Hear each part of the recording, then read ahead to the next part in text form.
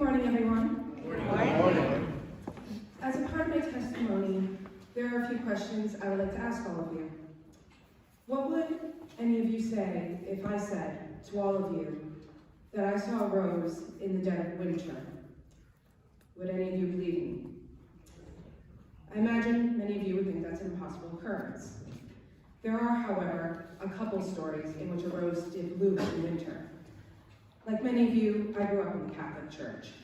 In that setting, I developed an interest in learning about the lives of many saints. Saint Rita, for instance, is known as the saint of impossible cases. And according to De Gregorio's story of her life, near the end of her life, she asked a relative to bring her a rose from her former home. Her relative was puzzled by this request because it was January, and roses did not usually bloom during that time of year. Nevertheless, when the relative arrived at the home, a rose was found.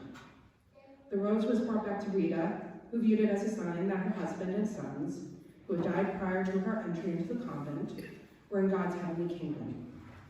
Like St. Rita, I've experienced God's love through the form of a rose.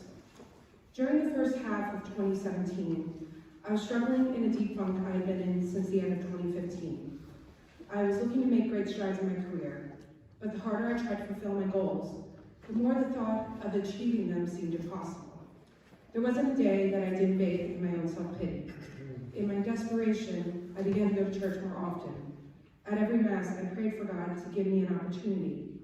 Although prayer gave me solace, there was part of it that didn't seem fulfilling. Suddenly, God brought somebody across my path. This person had been dealt an unfair hand, and the last year of their life had been nothing short of a living hell.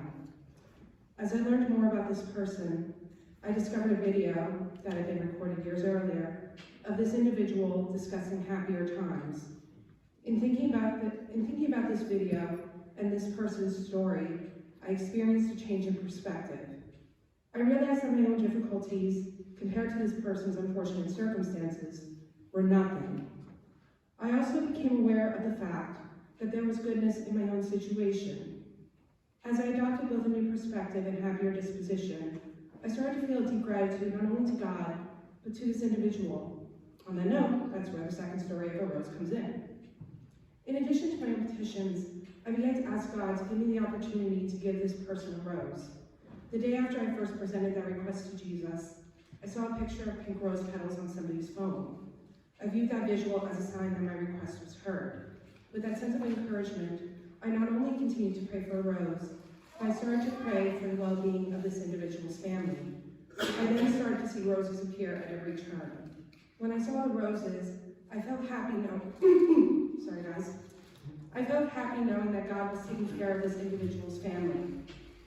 For the first time in a long time, I wasn't concerned about God attending to my own issues. As in St. Rita's case, God gave me a rose, or roses, during a period of my life that could be described as wintertime, in which it appeared that nothing would bloom. I not only received signs of my prayers being heard, but I also experienced happiness when God opened my heart toward a family in need. My one true regret is that this change of heart, this change in perspective, was awakened by someone else's misfortune. In praying for this family, I not only reached out to God, but I reached out to others, all of whom include the Blessed Mother, Jesus, St. Anthony, St. Jude, St. Rita, and St. Therese, who I believe sent me many of the roses I've seen as well. St. Therese is known to have stated, "After my death, I will let fall a shower of roses. I will spend my heaven doing good on earth." I see people here at Holy Trinity showering people with roses all the time. All of you pour out your hearts into the mission of this church, to live and love like Jesus and help others to do the same. I've seen people adopt people as friends, as Jen Grayson did when she drove me to the supermarket in New Hampshire. And she had no idea what she was getting herself into. I'm kidding, she will tell you herself that I'm a very speedy shopper. I've seen people give their time to shovel snow, pull an event together, and keep others in their prayers. With that said, I would love to encourage all of you to give what you can, not just during the stewardship program, but during 2020. Please use your talents, your resources, and hearts to shower roses on others, even those you don't know. and you'll see roses appear in your lives. Thank you.